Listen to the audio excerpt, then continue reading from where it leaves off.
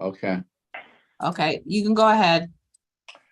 Okay, wait a minute. Okay. Good afternoon to the members of the Public Safety Committee on this July 28, 2022. Thank you for being here this evening, or this afternoon, rather. We have our agenda is not long, so we won't be holding it very long this afternoon. But again, I thank you for being here. Counselor, may we have a call of the roll to make sure we have a quorum, please? Or Mr. Chairman. Mr. Clay, Present. Beston, Here. Misso, Here. Demalowitz, Here.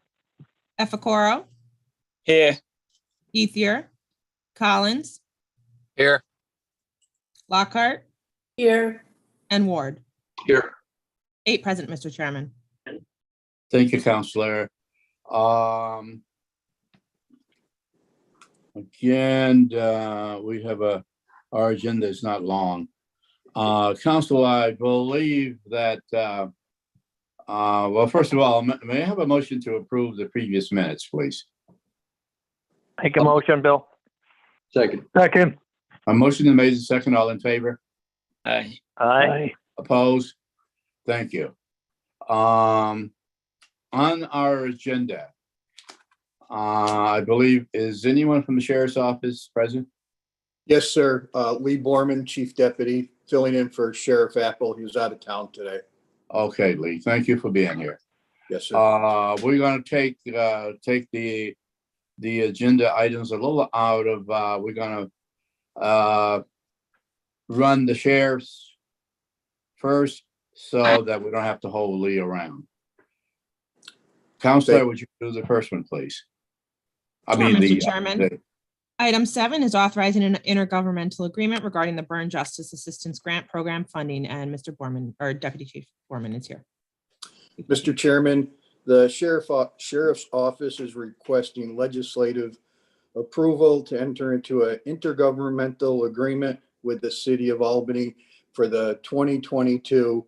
It's the Edward Burn Justice Assistance Grant. It's in the amount of $73,291.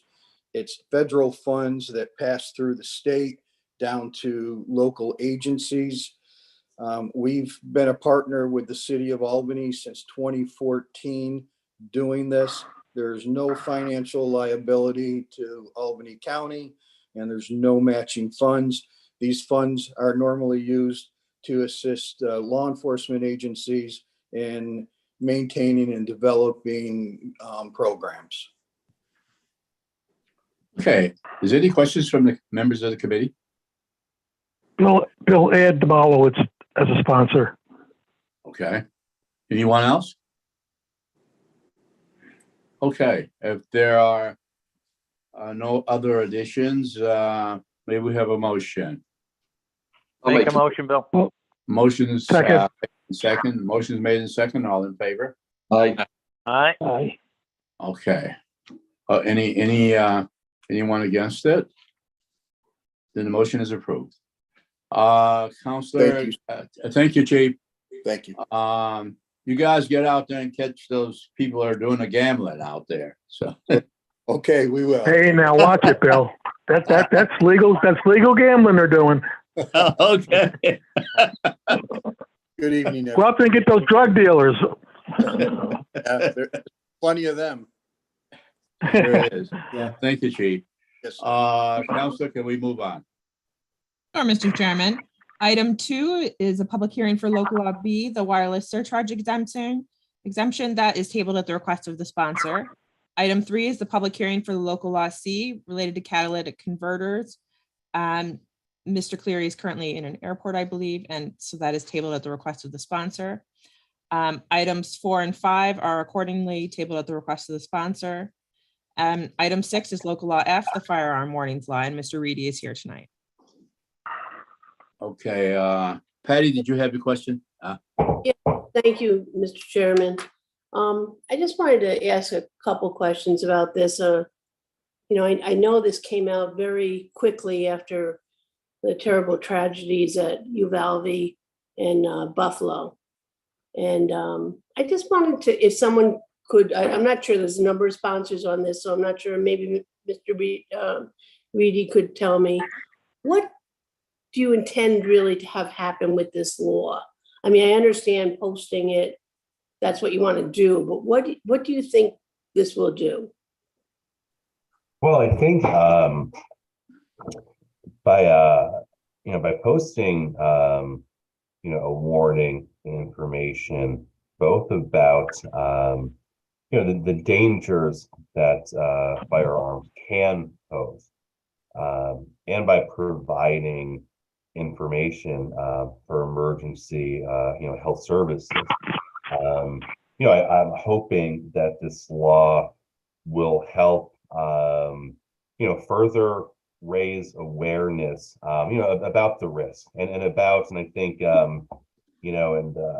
hopefully another effect of it is raising the awareness on everything entailed for responsible gun ownership for folks that are looking into purchasing firearms or getting licensed to do so, or just going into buy ammunition and things involved with with previous firearm ownership. And I think by providing information to emergency services, National Suicide Prevention Hotline, when you look at some of the statistics, nationally as well as here in New York State, and you look at the amount of deaths from suicide that are gun related, they're incredibly high. And so I think there's some hope here that maybe there's a chance that this part of the warning might just be enough of a flag for someone who is facing a crisis to reach out and prevent something tragic from happening on that end, and then raising awareness on that side. So that is, I think, the general aim and goal of this Pat.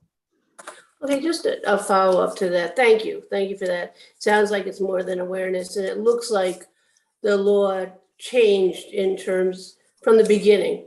It's more geared domestic violence and safety in the home that it looks like. But so my next question or concern was, how would you measure? We pass a lot of things, a lot of laws, a lot of different things, but we never really take whether they work or not. How would you propose that we could measure whether this was successful in preventing these kinds of tragedies? That was a really good question. I would think, we look at, the numbers of both, firearm violence, suicide, death by firearms. I believe those statistics do get compiled, year after year. I don't know if it'll ever be possible, if this law does get passed, to have, to measure a direct, effect that comes purely from this legislation. But I think when you look at the new 988 number that was done at the federal level, I would hope that this legislation, along with some of the current legislation at the state and federal side, raising awareness here, I would hope we would see some of these statistics of this tick down over the next few years. And I didn't come armed with all the data, nor am I saying I'm an expert on this. But I understand. I saw a recent story. If you measure some of the stricter laws in terms of background checks, in terms of requirements for buying firearms, the states that have much looser laws, their suicide by gun rates are significantly definitely a tick or two higher than when you look at states that have some stricter and more comprehensive, gun safety laws. So I think there's some evidence out there already that laws like this can help on this. But I think the best measure of it will, to look at statistics year after year and hope that we keep seeing, an effect on this. So you'd be looking at the data in relation to suicide and domestic violence type of incidents. Yeah, and gun violence in general. Yeah. We look at those statistics year after year. I guess the one thing that and obviously those are concerns, suicide. I mean, my years and what I did, I saw people commit suicide by hanging and knives and all sorts of things. So anything we can do to bring awareness and help to people that are in distress is a great thing. But when we talk about gun violence, the one thing, there's so many factors involved in that. There's so many, spokes to the wheel, like I like to say, about what happens, how something like Buffalo or Uvalde, or there's just so many things here that I think we as a society need to look at, and not just the possession of a gun. So many factors go into how those things happen. But thank you for your response. I appreciate it. Yeah, and I'll just say to that, Patty, that and I think Mr. Bergdorf, brought a similar comment and question on the law committee the other day, and I didn't see that. Okay. And look, there are many things involved in gun violence, and many things involved in suicide and mental health. I do not believe, I'm not thinking this legislation is a unicorn that is going to. It may not have a massive, systemic and pervasive effect on this issue. But I do think it's a common sense thing we can do at the county level, and I think there's a chance that it could help. And so I hope in considering supporting this that folks may not support on the idea that this doesn't do enough or doesn't tackle every angle of this issue. But I don't know there's any law. I don't think we could tackle every angle of this issue. Yeah, no, indeed. But thank you, Patty, for your comments and questions. And I'm always supportive of putting things out on the floor, for debate and for a vote. So. Thank you. Okay, anyone else? Yes, Mr. Chairman. I think in addition to what Dustin said, in addition to creating awareness, I believe this legislation would also be like a psychological deterrence for gun violence. So if you are looking to purchase a weapon and maybe trying to commit suicide, and you see such writings and you read it, you may maybe have a second thought about it. So I think it's a good legislation, and I'm in full support of it. Anyone else? Mr. Chair, if I may. Chair? Who was that? I don't see any hands. Mr. Collins. Okay, go ahead. I'm glad Mr. Reedy's on. I do commend you taking on a law like this, and I believe for the better sake of this, it is a common sense law. I like the suicide awareness. I like the domestic violence. I just have a concern. Are we putting too much? Is the liability going to shift to the gun dealers? Too much.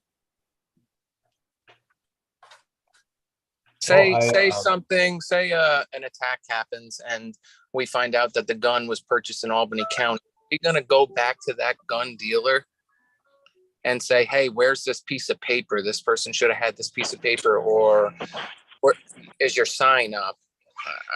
I'm worried about the liability to the gun dealers, because it is a lot to be a gun dealer in New York State. Mr. Reedy, if I could interject. Oh, please do.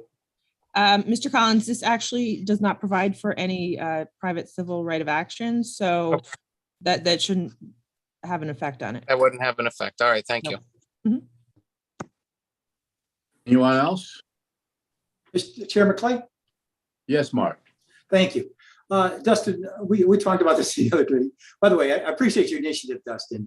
I know everybody's heart's in the right place. We're trying to reduce gun violence. But would you be willing to amend your bill to take out the jail term? Because that's a concern I have, that someone could be have a jail term for not posting a sign. I just think that's kind of ridiculous. So would you be open to that? Well, I believe on the enforcement side of it, there's both a fine and the possibility of a jail term. And correct me if I'm wrong, Majority Council. Yeah. And the enforcement of this goes to both the local municipalities and does also go to our sheriff's department, Rebecca, or is it just so there's It does. There's discretion built in on the enforcement side, and I don't see. I think it's very unlikely you'd ever see a jail part of this as part of first step in enforcement. I think it's good to have the backup of some teeth on the enforcement side, but certainly would consider it. But I think there's some built-in discretion, and I think the legislation is modeled after quite a few different measures when it comes to enforcement for something like this. So I don't see us amending that, but I'll certainly consider it, Mr. Grimm, and if you give me a few 2 or 3 days here, I'd be happy to maybe come up with a final consideration for your request on this. No, I understand there's discretion. I don't think you should ever go to jail for not posting a sign under any circumstance, but I appreciate your open-mindedness, Dustin, I really do. Thank you, And I Chairman would Clay. note also that this merely creates it at a violation level, and violations typically do have the punishment by available options, either a fine or jail time up to 15 days. So the only time I've ever seen anyone go to jail for a being convicted of a violation was for like a harassment second. So something that involved actual physical contact that didn't rise to the level of like an assault. This obviously is nowhere near that. So That typically, would be a yeah, different as issue, though. Mr. Yeah, that Reading would be a different said issue it. also, though. Rebecca. Yes, of course. Yeah. Okay. Thanks. Thanks, Chairman Clay. Appreciate it. Is there anyone else who'd like to comment? Bill, I have a question Yes, on yeah. that. I too had a concern about the 15 days in jail on not posting a sign. I don't know if that's done for other signs that are being posted now. When you go to a convenience store and buy cigarettes and there's a sign behind there with the age and all that stuff, and you go to a casino and they got signs all over the place, with gambling anomalies and all that. And I don't know if they all come with jail time if you don't post it. So I think Mr. Grimm is on the right track with this. It is a concern of mine, and I'd be curious to know on those other issues that are posted, signs that are posted, if they come with jail time if you don't post it. Thank you, Bill. Thank you, Gary. Anyone else wish to comment? Dustin, would you want to respond to that or no? Well, why don't I do this? I'll look into this and talk to the council's office about it, and we'll be happy to respond to Mr. Jamalowitz as well. And if everyone here in the committee would like to hear the consideration on that, I'd be happy to send that to all of you. Yeah, I'll support it in committee That's a to good get it to the point. floor. Sorry, what's that, Gary? I'm sorry, there's 2 people on. What do you say? I said I'll support it in committee because I believe everything should have a right in up or down vote on the floor. So I'll be supporting it to move it out. Patty? I was the other person, I'm sorry, I was interrupting Gary. I think Mr. Grimm, though, makes a very good point about that. And even if it's rare that should happen, that can happen if it's in there. If jail times or fine, whatever, that can happen, and it probably should not be in there. I would agree with that. Maybe you could think, like you said, I appreciate you thinking about that, Dustin. Yeah, absolutely. And I'll reach out to everyone here on the committee. Once I get a chance to confer with council on, other similar legislation and enforcement, and I'll get back to you all. Okay, Thank you. thank you, Dustin. Anyone else? I think Dustin's been really responsive to all the concerns. And can we move council with this? Okay, Yep, you just need a motion. can we have a motion to move it? I'll make the motion. Second? May we have a second, please? I second. Motion is made and second. All in favor? Aye. Aye. Oppose? No, we have a quorum. Thank you. Thank you. Thank you very much. Counselor? That is Where the are last we? item this evening. Okay. I'd like to thank everyone and for your attendance this warm afternoon, and look forward to seeing you at the regular meeting. Thanks, Bill. Motion adjourned. May I have a motion motion is made. May I have a second? Second. Motion is made and second that we're for adjournment. All in favor? Aye. Aye.